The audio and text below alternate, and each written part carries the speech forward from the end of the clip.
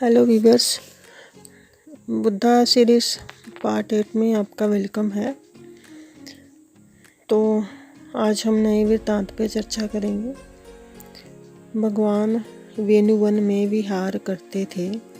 एक दिन भिक्षाटन को जाते हुए राह में एक सुईरी को देखकर ठिठक गए और फिर कुछ सोचकर मुस्कुराए और आगे बढ़े।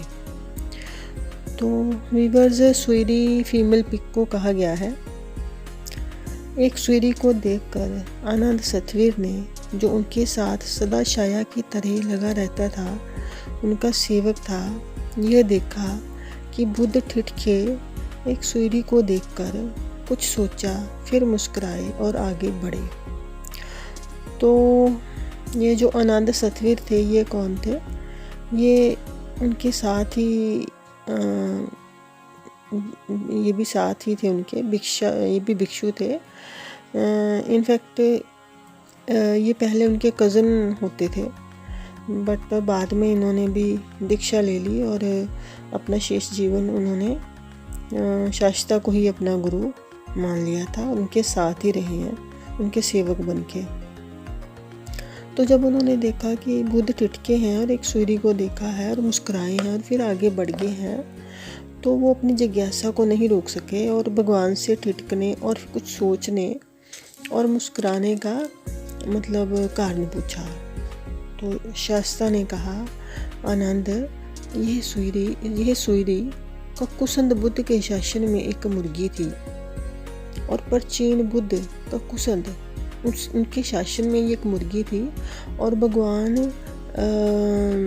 ये जो कुकुसंद के वचनों को सुनकर और भगवान के विहार स्थल के अपना पास ही रहने के कारण उनके प्रति प्रीति को उत्पन्न हो गई थी। जब वे बोलते तो ये सदा आसपास रहती, समझ भी न सकती तो भी सुनती, समझ कौन सकता है तो भी सुनती, भाव विभोर हो जाती, तन्मय हो जाती। तो इस तरह इसको जब मुर्गी के, क्षमा कीजिएगा, इस तरह जब मुर्गी के रूप में थी तो उसको सत्संग का चाव लग गया था। उस समय के जो बुद्ध पुरुष थे ककुसंद, वो उनके आसपास उनका सुनती रहती थी उनको। तो इस तरह उसे सत्संग का फल मिला और उसने बहुत पुण्य अर्जन किया था और उस पुण्य के कारण दूसरे जन्म में उवरी नाम की राजकन्या होकर उत्पन्न हुई थी। उस दूसरे जन्म में एक पाखाना घर में कीड़ों को देखकर पूर्वक संज्ञा की भावना कर प्रथम ध्यान को प्राप्त हुई। अब देखिए वीवर्स की सत्संग सुना, चाव लगा था उसको, उसके कारण उसको पुण्य अर्जन हुआ और उवरी नाम की एक राजकन्या होकर पैदा होती है। पर दूसरे जन्म में वो एक पखाना घर, यानी जो एक होता है टॉयलेट, बाथरूम, वहाँ जाकर उसने उसके जो कीड़े देखे हैं, तो उसमें एक पुलवक संज्ञा की भावना कर उसको एक तरह से वो ध्यान में चली गई। जहाँ मैं आपको कहूँ कि विरक्ति का भाव जागृत हुआ और कुछ इस तरह से वो अनासक्त हुई इस मानव शरीर से और उसको प्रथम ध्यान की प्राप्ति हुई।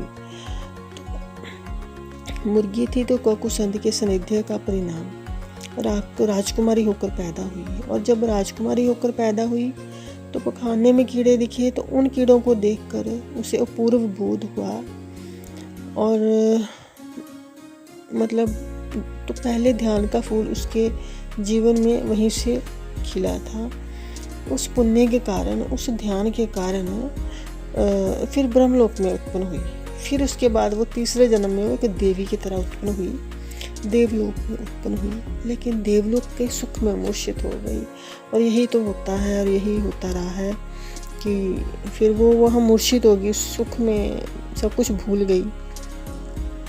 लेकिन बुद्ध ने कहा, समझना, देवलोक के सुख में मूर्छित हो गई और अब ध्यान धन के चुक जाने के कारण इस पृथ्वी पर पुनः सुअर की बेटी होकर पैदा हुई है। आवागमन के इस चक्कर को देखकर मैं ठिठका। बुद्ध ने कहा, सोच में पड़ा और मैं फिर इसलिए मुस्कुराया कि यह कैसी मूर्खता है। जागते जागते फिर सो गए, उठते उठते फिर गिर गए। और यह कथा सुनकर अनाद तथा अन्य शिक्षु जो बुद्ध के पास भिक्षाटन को गए थे, महान संवेग को प्राप्त हुए।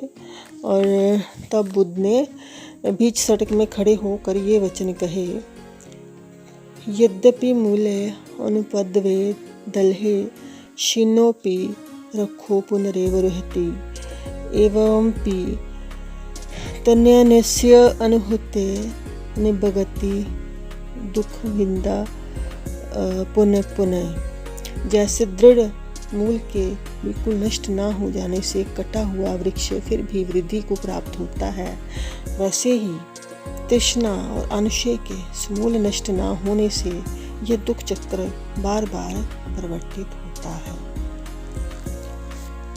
तो वीवर से ये बताया गया है कि किस तरह से ये एक मुर्गी है, एक्चुअली मुर्गी से वो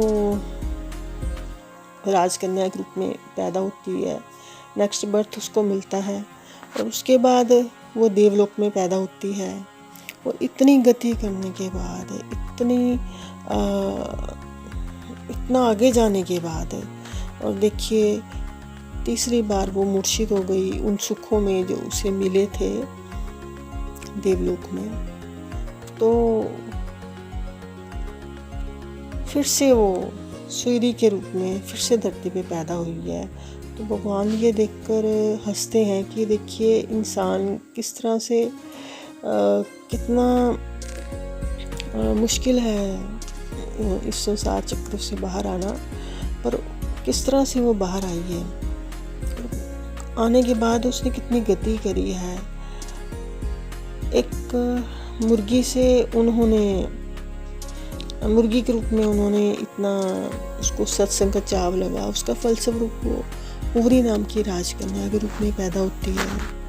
और फिर उसे ध्यान का, उसमें भी उसको ध्यान हो जाता है, तो उसके फलस्वरूप वो देवलोक में पैदा होती है। और इतना आगे जाने के बाद वो फिर से धरती पर एक सूर्य के रूप में पैदा होती है, क्योंकि वो अपने ध्यान को संभाल नहीं सकी और मूर्छित हो गई।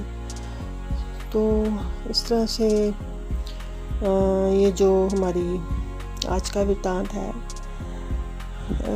ये जो वृत्तांत है तो हम मुर्गी का ही नहीं है, हम सब लोग ही बस वैसे ही हैं, मुर्गे ही हैं और वही गलतियाँ हुई सब कुछ, और फिर से वहीं से जीरो पर और बार बार फिर वही संसार चक्र। आई होप आपको आज का वृत्तांत अच्छा लगा होगा। And viewers, thanks for watching.